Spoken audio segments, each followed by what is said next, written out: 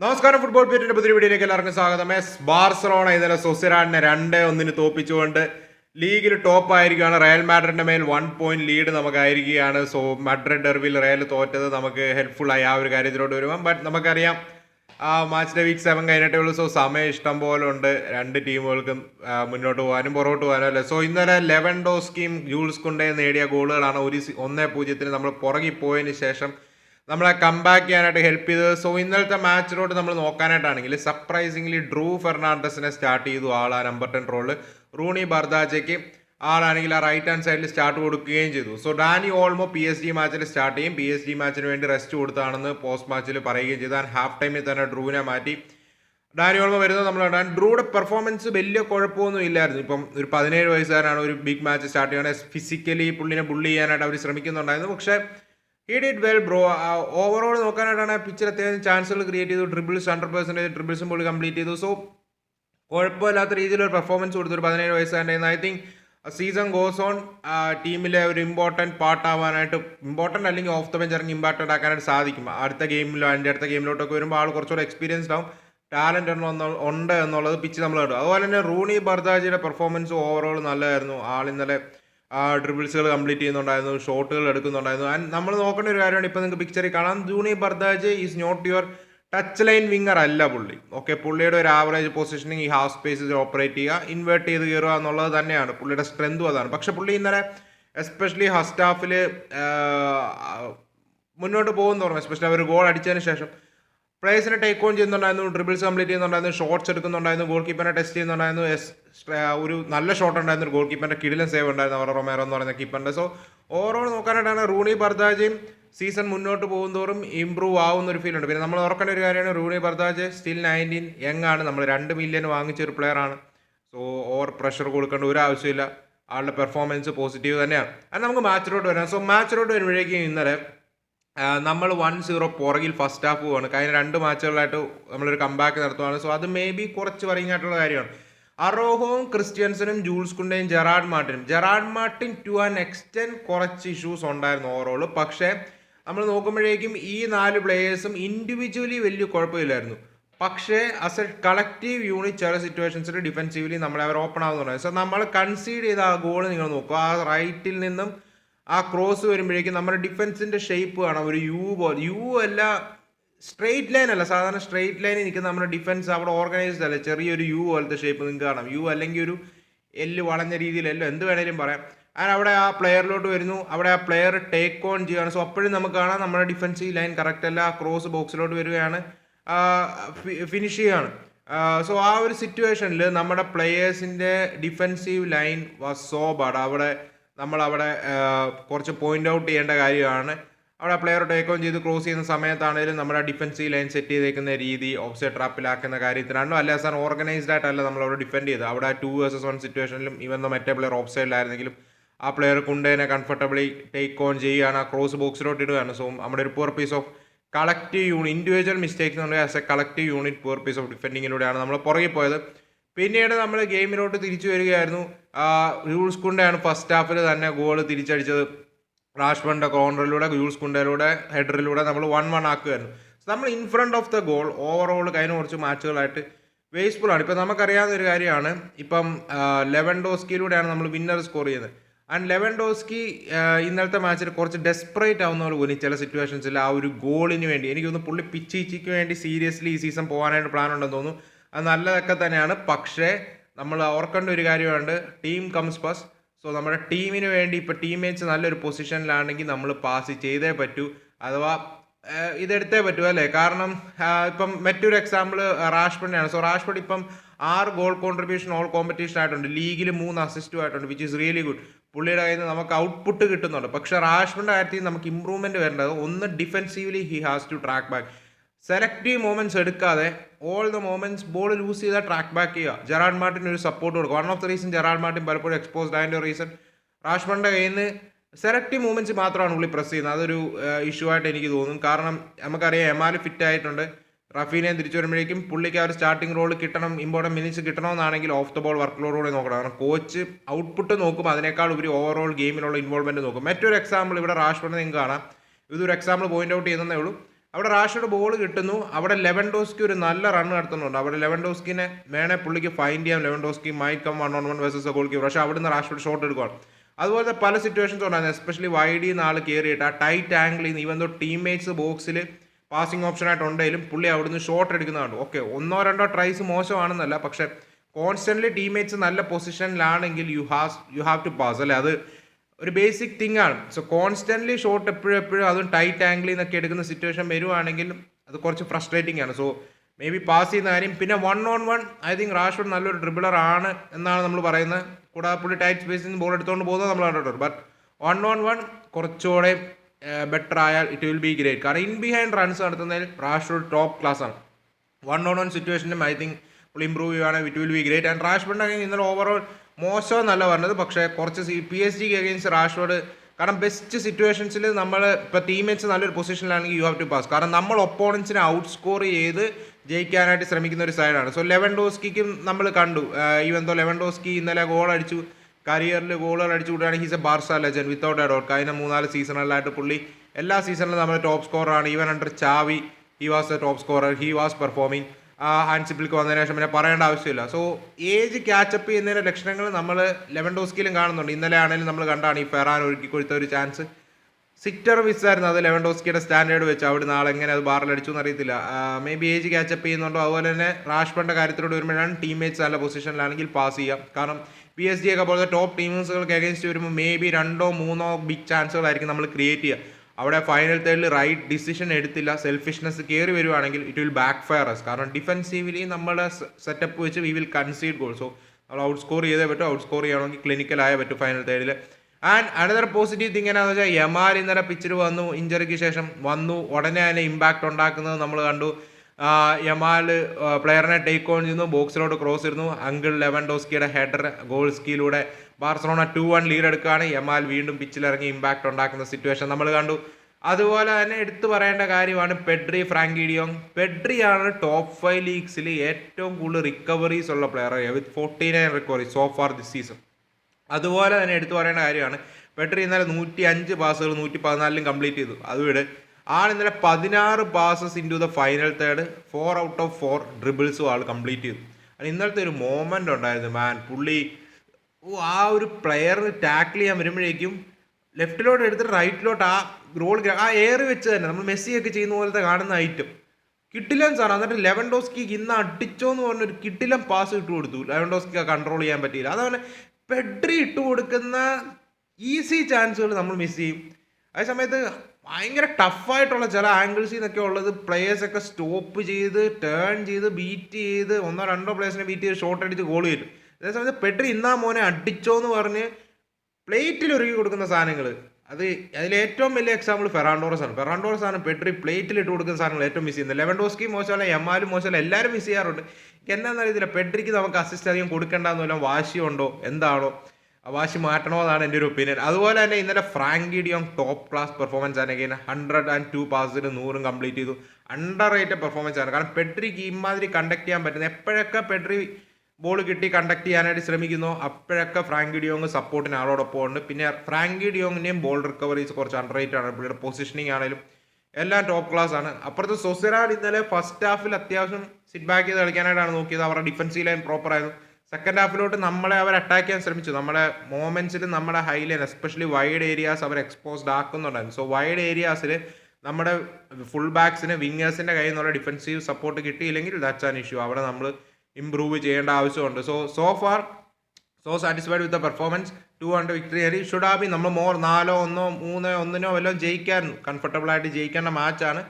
പക്ഷെ നമ്മൾ ചാൻസുകൾ കൺവേർട്ട് ചെയ്തില്ല. അവസാനം അവർക്ക് 1-2 ചാൻസുകൾ ഉണ്ടായിരുന്നു നല്ലത്. അതിൽ ഒരെണ്ണം ഒരു ബാറി തട്ടിപ്പോയി കുണ്ടെ കൊടുത്തൊരു ഗിഫ്റ്റ് ഉണ്ടായിരുന്നു. അത് ബാറി തട്ടി കൂബോടെ ഷോട്ടാന്ന് തോന്നുന്നു ബാറി തട്ടിപ്പോയൊരു സിനാരിയോ ഉണ്ടായിരുന്നു. മേ ബി അതുവല്ലതും കയറുമായിരുന്ന പണി വളരെ. ബട്ട് ആസ് ഓഫ് നൗ നമ്മൾ ലീഗിൽ ടോപ്പാണ്, അത്രേ ഉള്ളൂ.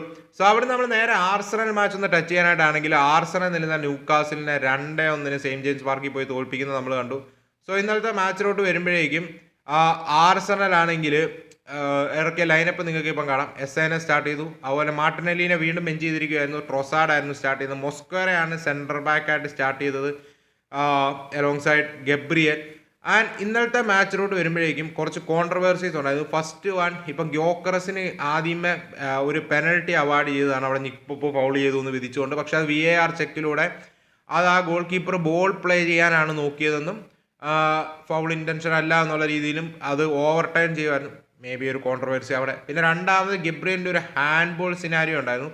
പക്ഷെ അത് ഗബ്രിയലിൻ്റെ ബോഡിയിൽ ഇടിച്ചിട്ട് ഹാൻഡിലോട്ട് പോകുമായിരുന്നു. സോ ഡയറക്റ്റ് കൈ പൊക്കി വെച്ചത് വന്ന് ബോൾ ഹാൻഡിൽ ഇടിക്കുമായിരുന്നു, ബോഡിയിൽ കൊണ്ട്. സോ അത് it's A different case. So അതുകൊണ്ട് അത് പെനൽറ്റി കൊടുത്തുമില്ല. പിന്നെ ഒരു കോൺട്രവേഴ്സി ഉള്ളത് നിക്ക് വോൾട്ടമേഡും ഗബ്രിയലിനും ഇടയിൽ ഒരു ഫൈറ്റ് ഉണ്ടായിരുന്നു. അതിനിടയ്ക്ക് ഗബ്രിയൽ ബോഡി യൂസ് ചെയ്യുന്നുണ്ട്. അത് മേ ബി അവിടെ ഗബ്രിയൽ രക്ഷപ്പെട്ടു എന്ന് പറയാം ടു ആൻ എക്സ്റ്റെൻറ്റ്. സോ കുറച്ച് കോൺട്രവേഴ്സി ഉള്ള ഒരു മാച്ചായിരുന്നു ഇത്. ആൻഡ് ഈ മാച്ചിൽ നിക്ക് വോൾട്ടമേഡിലൂടെയാണ് ന്യൂകാസിൽ ലീഡ് എടുക്കുന്നത്. Cross in to the box വരുന്നു. അവിടെ Gabriel should have done better. അവിടെ നിക്ക് വോൾട്ടമേഡ് ഹെഡറിലൂടെ സ്കോർ ചെയ്യാൻ നിങ്ങൾക്ക് കാണാം. ഗബ്രിയലിനെ കുറച്ചുകൂടെ ഒന്ന് പവർ ഉപയോഗിക്കാൻ ഒരു സ്ലൈറ്റ് ആയിട്ടുള്ള ഒരു ടച്ച് പുഷ് കൊടുക്കുന്നുണ്ട് അവിടെ നിക്ക് വോൾട്ടമേഡ്. അത് തീരെ ലൈറ്റ് ആയിട്ടുള്ള ഒരു പുഷാണ്. അവർ ഗ്രൗണ്ടിൽ പോകാനായിട്ടുള്ള പവറൊന്നും ഇല്ല. സോ ഗബ്രിയൽ അവിടെ ബെറ്ററായിട്ട് ഡിഫെൻഡ് ചെയ്യായിരുന്നു. പക്ഷേ ആളത് റെഡീം ചെയ്തു ലാസ്റ്റ്. അതിലോട്ട് ഞാൻ വരാം. ബട്ട് നിക്ക് വോൾട്ടമേഡ് ഇന്നലെ ആ ഗോൾ അടിച്ചെങ്കിലും വോൾട്ടമേഡിൻ്റെ പെർഫോമൻസ് കുറച്ച് മോശമായിരുന്നു. കാരണം ഇന്നലെ 5 ഗ്രൗണ്ട് ഡ്യുവൽസിൽ ആൾ 0 വിൻസാണ്. 5 ഏരിയൽ ഡ്യുവൽസിലും ആൾക്കുള്ളത് 0 വിൻസാണ്. സോ ന്യൂകാസിൽ പോലത്തെ ഒരു ഫിസിക്കലായിട്ട് കളിക്കുന്ന ഒരു സൈഡിൽ if you are playing up front, ശരിയാണ് പുള്ളിയുടെ നിങ്ങളുടെ റെഗുലർ സ്ട്രൈക്കർ അല്ല. ഹി വിൽ ഡ്രോപ്പ് ചെയ്ത് ലിങ്കപ്പ് ചെയ്യാൻ ഇഷ്ടപ്പെടുന്ന പ്ലെയറാണ്. അത് ആളുടെ ടച്ചസ് ഇൻ ദ എന്താ പറയുക ബോക്സ് നോക്കിയ സ്റ്റാറ്റ്സ് നോക്കിയാൽ നിങ്ങൾക്ക് മനസ്സിലാവുന്ന ഒരു കാര്യമാണ്. ആൾ ഡ്രോപ്പ് ചെയ്യാനായിട്ട് ഇഷ്ടപ്പെടുന്ന പ്ലെയറാണ്. ബട്ട് ഏരിയൽ ബാറ്റിൽസ് നിങ്ങൾക്ക് വിൻ ചെയ്യണം. കാരണം ന്യൂകാസിൻ്റെ സ്റ്റൈൽ ഓഫ് പ്ലേ വെച്ച് ഇസാക്ക് നമ്മൾ എന്തൊക്കെ പറഞ്ഞാലും, ഇസാക്ക് ടെക്നിക്കലി ഗിഫ്റ്റഡ് ആണെന്ന് പറഞ്ഞാലും ഏരിയയിലും പുള്ളി ആ കവർ കൊടുക്കുമായിരുന്നു. ന്യൂകാസിൽ ബോൾ ഹോൾഡ് ചെയ്യുന്ന കാര്യത്തിലാണെങ്കിലും ലോങ് ബോൾസ്, ഇപ്പം നിക്ക് പോക്കിൻ്റെ ലോങ് ബോൾസ് ടാക്ടിക്സ് അവർ എപ്പോഴും യൂസ് ചെയ്യാറുള്ളതാണ്. സോ ഐ തിങ്ക് അവിടെ ചെറുതായിട്ട് നിക്ക് വോൾട്ടമേഡ് ഇമ്പ്രൂവ് ചെയ്യേണ്ടതുണ്ട്. ഡ്യുവൽസ് വിൻ ചെയ്തില്ലെങ്കിൽ പ്രീമിയർ ലീഗ് സർവൈവ് ചെയ്യാം ഓൾമോസ്റ്റ് ഇമ്പോസിബിൾ ആയിട്ടുള്ള കാര്യമായിരിക്കും. സോ ലെറ്റ് സി നിക്ക് വോൾട്ടമേഡ് അവിടെ ഇമ്പ്രൂവ് ചെയ്യുമെന്നില്ല എന്നൊരു കാര്യം. അതുപോലെ തന്നെ ഗബ്രിയൽ ഞാൻ പറഞ്ഞല്ലോ, ആൾ ഇന്നലെ ആ ഒരു മിസ്റ്റേക്ക് വരുത്തിയെങ്കിലും ആളൊരു ഡിഫൻസീവ് മാസ്റ്റർ ക്ലാസ് ആണ് ഇന്നലെ എടുത്തത്. മൊസ്ക്വേറ ഇന്നലെ ഓവറോൾ ബിറ്റ് ഡൗൺ ആയിരുന്നു. മൊസ്ക്വേറനെ ഹാഫ് ടൈം മാറ്റുന്നത് നമ്മൾ കണ്ടു. പക്ഷേ Gabriel as game went on, അഥവാ ഒരു സോളിഡ് റോക്ക് ആയിരുന്നു ഗബ്രിയൽ. കാരണം സൂപ്പർ പെർഫോമൻസ് ആയിരുന്നു. അതുപോലെ തന്നെ 2 ഗോൾ കീപ്പേഴ്സിൻ്റെ പെർഫോമൻസ് അടിപൊളിയായിരുന്നു. അപ്പുറത്ത് നിക്ക് പോപ്പിൻ്റെ ആണെങ്കിലും ഇപ്പുറത്തെ റയ ആണെങ്കിലും നല്ല സേവുകൾ നടത്തി. ബട്ട് ഗബ്രിയൽ ഇന്നലെ 19ഓളം ഡിഫൻസീവ് ആക്ഷൻസ് എടുക്കുന്ന നമ്മൾ കണ്ടു. ആള് 4 out of 4 ഗ്രൗണ്ട് ഡ്യുവൽസും വിൻ ചെയ്തു.